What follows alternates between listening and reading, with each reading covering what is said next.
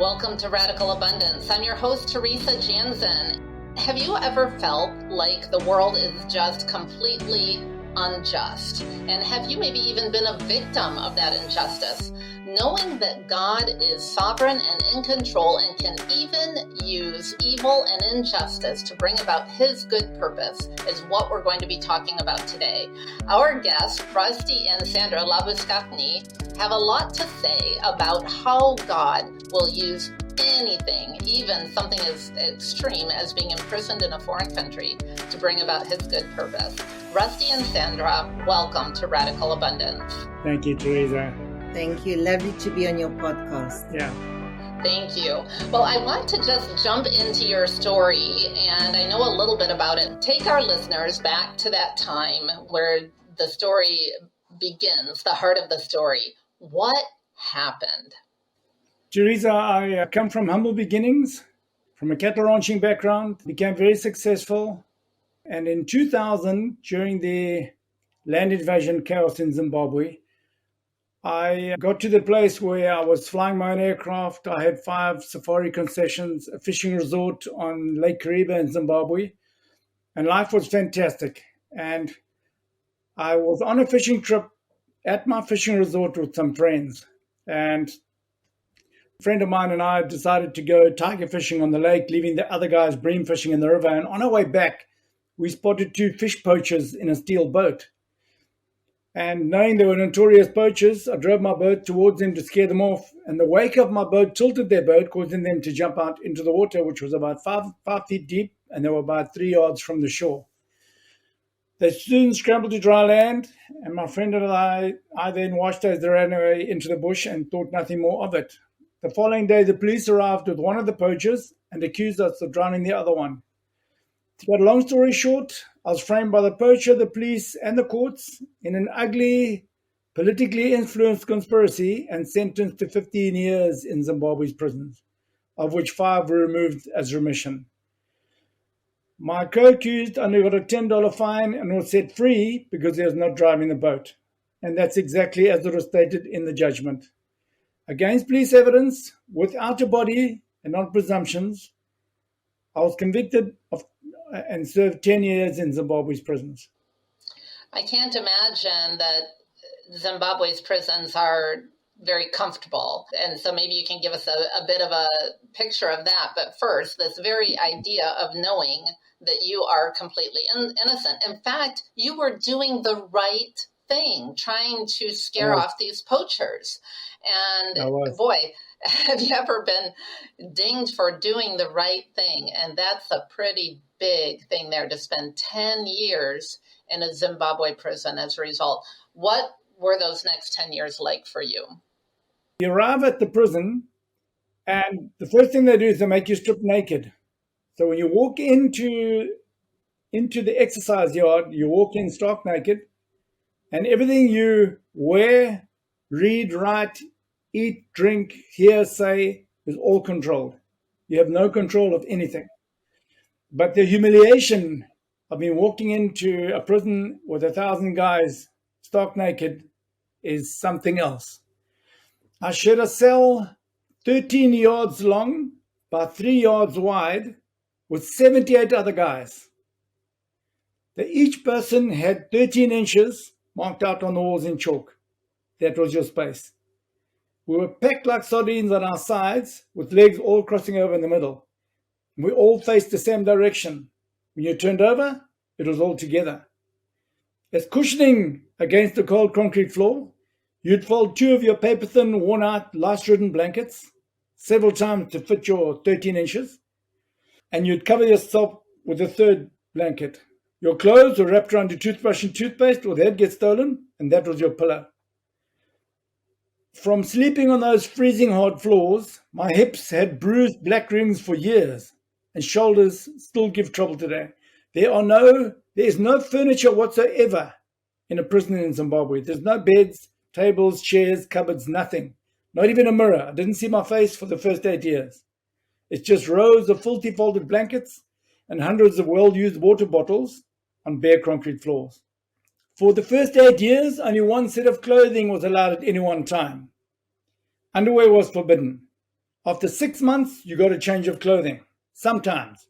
Other times after 9 months, leaving us walking around in tatters.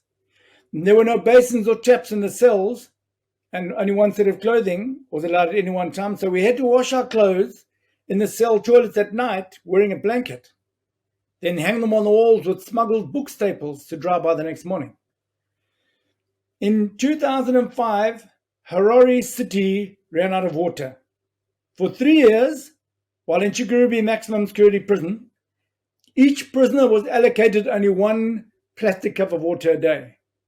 1 cup of dirty orange city runoff water from a nearby dam carried by farm prisoners. That was to drink, clean your teeth, wash your face, bath, everything for 3 years. And that's when guys really started dying. In my first 6 years, I watched over 2,200 guys die, primarily from malnutrition. It was during the Zimbabwe dollar crash when there was no food outside of prison, never mind in there. Now just remember, I went in prison in 2003 and I was released in 2013. So there was the Zim dollar crash, there was the world economic crash in 2008. And the whole world changed, Teresa, from the thought of taking a picture with a phone and sending it to someone. That was like Star Wars. In 2013, all the social media, everything started in that time. When I was moved to a medium security prison in Harare Central Prison, out of 1,200 of us prisoners at Harare Central Prison, 432 guys died. That's more than 1/3 of us in 8 months. I want to get to some of the life lessons I learned in there. In my first year, I was full of anger, hatred, and bitterness. When you go in there as an innocent man, it eats away at you on every level. Just anger, bitterness, hatred, and I lie there for hours wishing every terrible thing on each of them in turn, the poacher, the police, the judge, the ministry, and all who were involved in my conviction. And then one day, I was struck by the realization that they'd all forgotten about me long ago.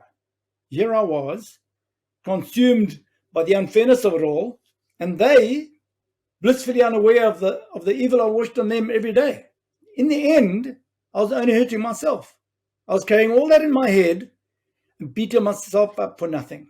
The single biggest lesson I learned in prison was true forgiveness. And for me, it was bigger than anything I could have achieved on my own. True forgiveness was inspired by God Almighty. And so was letting go. It was a huge weight off my shoulders. And I learned to live in the moment from then on, because the past was too painful and the future full of unkept promises. So I just dealt with each day as it was. I learned to have faith, because no amount of worrying was going to change what I was going through. If you have anger or resentment towards anyone in any way, it will eventually destroy you, because that is what those emotions do. They steal from you. They steal happiness and freedom. And many people ask me how I managed to forgive them for what they did to me. And I remember the exact moment, Teresa, walking in that exercise yard. It was after about a year. And I was tired of all the anger, hatred, and bitterness that was draining me daily. And I remember looking up and I just said to myself, Lord, take care of them and let me get through this road that's been put in front of me. What goes around comes around. They will get their judgment day. And the amazing thing was, Teresa, it wasn't a gradual process of forgiving. It was an instant mindset change. It was an instant release. It was like I was holding a secret for years and years, so worried that people were going to find out. And then one day I just decided I'm going to tell the guys. It was like, it's out, it's over. And it was that mindset change. It was freeing myself. It was nothing to do with them. And that's the lesson in forgiveness. And it's such a, you can forgive, forget, and move forward, or you can retain, remember, and regret. The choice is yours. And if you say, I'll forgive, but I'll never forget, then you still remember and will never move forward. You can't bounce back from anything unless you forgive those who you believe have done you wrong. And only when you forgive and let go of the past can you be fully free to move forward with your full potential. Teresa, one of the other big lessons I learned was gratitude. We all want too much in our lives and concentrating on what we haven't got instead of being grateful for what we have. And for me, Giving thanks to God every day goes a long way for my health, a beautiful family, a lovely home, a soft bed, running water, and so on. When there's no food, no water, and people are dying all around you, you become grateful for the fact that you're still breathing. And another day is a blessing. When you lie in a cell with 78 other guys and your breath is not even your own, gratitude suddenly has a different meaning altogether. Accepting that what I went through cannot be changed and being grateful for what it taught me has unlocked my vision for my future. The healthiest of all human emotions is gratitude. Remember that and practice it. Having an attitude of gratitude is one of the most impactful habits for a fulfilling and healthy life. After being moved to a farm prison, after 8 years, I was moved to a farm prison. And it was my first evening sitting around an open fire on old logs and bleached cattle skulls, chatting with old Ndebele mates. Ndebele is a tribe in Zimbabwe. Just taking me back to what I loved so dearly as a child. And I remember getting lost in their interesting stories and the beauty of the sunset, and the dancing flames, the tranquil call of a nightjar, and the bright stars and the moon, which I hadn't seen for 8 lonely long years. I never saw a sunset or sunrise either for 8 years. And now I appreciate the everyday little things in life, like a soft bed, a hot bath, a tasty meal, a spontaneous cuddle from a loved one, because those are the things you miss most when you have it all taken away. There are things we know that rejuvenate us. For me, it has always been nature. I am, and will forever be, a farm boy from Zimbabwe. Nature's in my blood. Touching a tree, smelling the earth, the feeling of soil in my hands. These things bring me restoration. And for you, it might be hanging out with friends, dancing, reading a good book, or swimming in the ocean. Whatever is good for you, do more of it. There are many other life lessons that I learned, Teresa, but I want to touch on an encounter I had with the Lord that changed my life completely. Because the death rate was so bad in June 2006, prison headquarters started allowing relatives to deliver food to their loved ones daily. And my darling sister sold her business and gave up her career just to feed me for 4 years. And I can honestly say that without her, I wouldn't be sitting here today. I'm truly blessed to have her in my life. Anyway, I'd been moved to a medium security prison, which is very different to maximum security. Maximum security, you're locked up for 20 hours a day in a cell. You're only allowed out 4 hours in the exercise yard. Medium security, you're allowed out 8 hours. So it's very different. She came to the prison and she said to me whilst delivering food one day, "Do you want an iPod?" So I said, "Well, what's an iPod?" She said, "It's a thing that plays music." So I said, "Well, how big is it?" And she indicated this small, flat little thing. So I said, "Well, how many songs does it play?" She said, "About 1,000. I said, "No ways." So where do you put all the CDs? That's how much technology had advanced. In just 6 years, I'd been away. Anyway, the following day, the iPod arrived under the salad. And about a week later, a cell phone was sneaked into in one of those cheap Nokia cell phones with a rechargeable battery back in 2009. And everything was going smoothly, and you couldn't dream of doing that in a maximum security prison. This is medium security prison. After about 3 months, everything going perfectly, an envious prisoner reported me. After an unexpected search, unbelievably through some quick maneuvering with on-site guards, nothing was discovered. But I was sent to solitary confinement anyway for 2 years. That was unbelievably lonely. But after experiencing that precious little link to the outside world, I had to get my phone back, and I did, which was amazing. I mean, I had wonderful guards charging batteries. I had 2 batteries. And everything was going perfectly until after 18 months, one of the friendly guards approached my spiral at 5 in the morning and whispered, "Russ, they're coming for your phone." And there's no way of getting a phone out of there.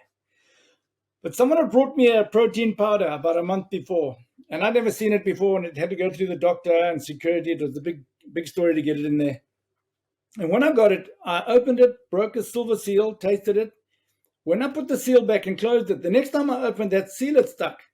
So I saved it to hide my phone. So that morning I opened it, broke the seal, took half the powder out, wrapped the phone in plastic, put it in, put the powder back, put the seal, put the lid on. 6 o'clock the guards arrive. What they do is they make you strip naked, then you jump with your legs open like you're hiding something. Then we all walk out, stark naked, into the courtyard, and there's 1,200 guys. And they do the search. So after the search, I come back into my cell, and everything is upside down everywhere, but my protein powder still in good shape. 5 minutes later, I'm summoned to the security office, and I walk in there, and there are 4 guards standing, one seated behind a desk and an empty chair. Now, I hadn't sat in a chair for 7.5 years, and he says to me, "Take a seat." So I sat down, felt good. He said, "Do you have a girlfriend called Karen?" So I said, "No." I said, "I had one before prison called Karen." He said, "Okay, when did you last talk to her?" I said, "Long ago, before prison." He said, "Are you sure?" I said, "Yeah." So he handed me a letter addressed to me from Karen. "So nice talking to you on the phone the other night. You sound so positive." After some intense questioning, this thought just came to me, and I said, "No, Karen was having lunch in Bulawayo, and she met this lady, and they soon realized that they both had boyfriends in the same prison. So the lady said, 'Well, let me call my boyfriend, who's a guard in there, and he can call Russ, and you guys can have a chat.' So I used the guard's phone. But after I couldn't tell them what the guard's name was, they didn't buy it. An hour later, I'm escorted up to the officer in charge's office. When you go up there, it's big trouble. And I walk in there, and they were waiting. There's like 15 big brass officers all standing in a half circle. Officer in charge behind his big desk, and my empty chair in the middle. He says, "Take a seat." So I sat down. He said, "If you don't tell me what that guard's name is, your life in this prison is going to change." I said, "Officer, I don't know his name." And then the question started. How tall was he? How old? What rank? Where did you make the call? How long ago did you make the call? And I answered as best I could, and they were getting furious because they couldn't nail me in anything. And then the head of the soccer said to me, "Do you want to talk to the officer in charge on your own?" So I said, "Yes, please." So they all leave. I closed the door, and him and I got on really well. I said, "Officer, we've both been through hell. We watched hundreds of guys die.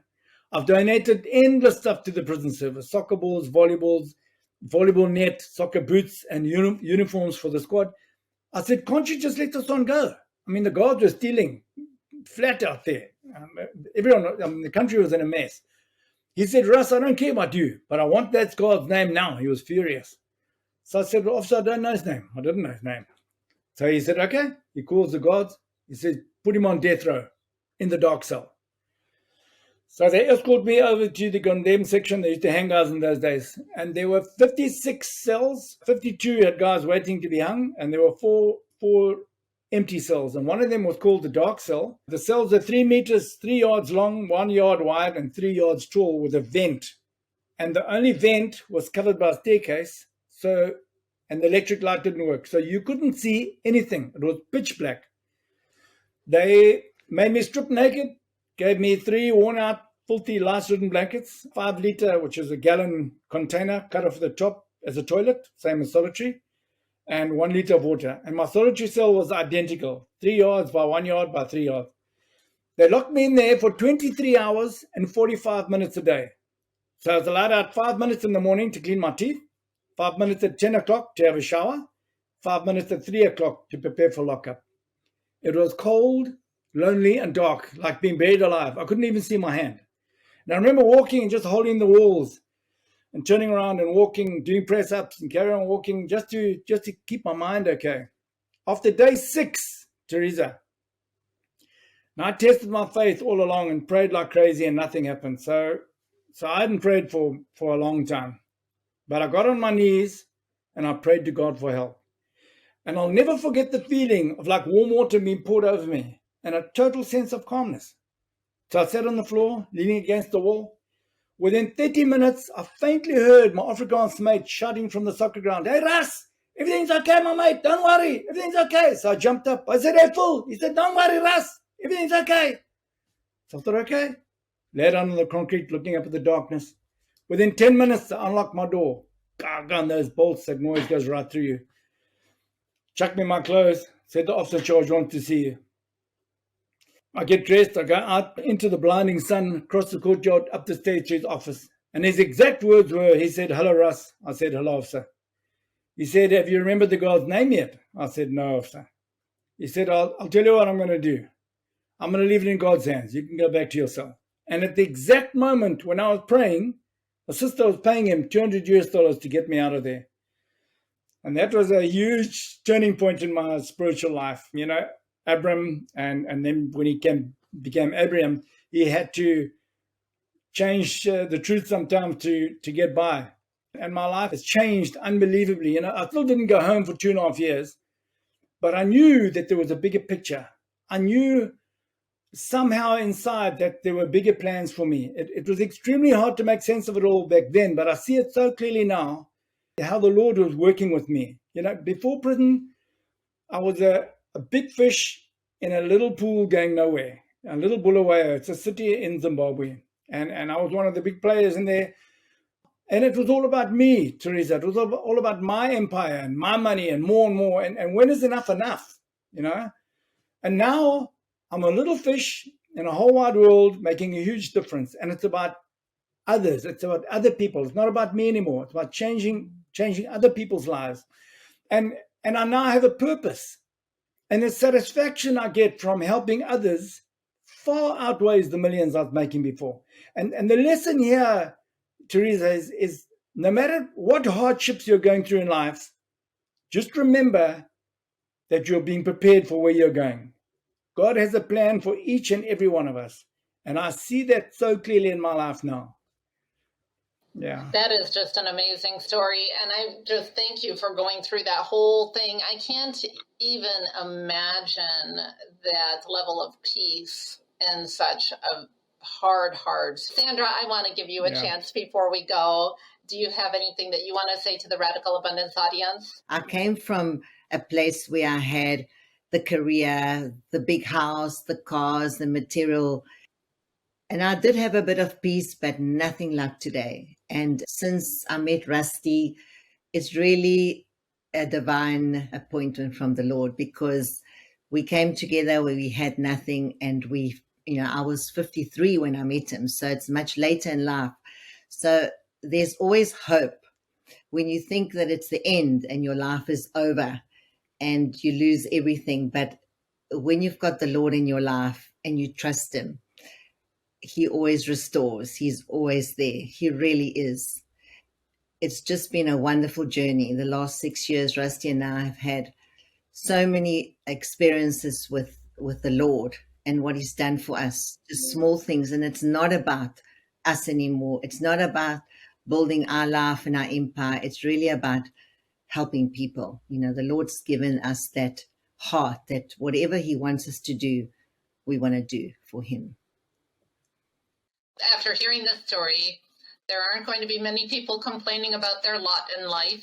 This is such a testimony because, I could easily say, Rusty and Sandra, you are amazing people, but you were absolutely right that this type of forgiveness and finding gratitude in these circumstances, it is not humanly possible.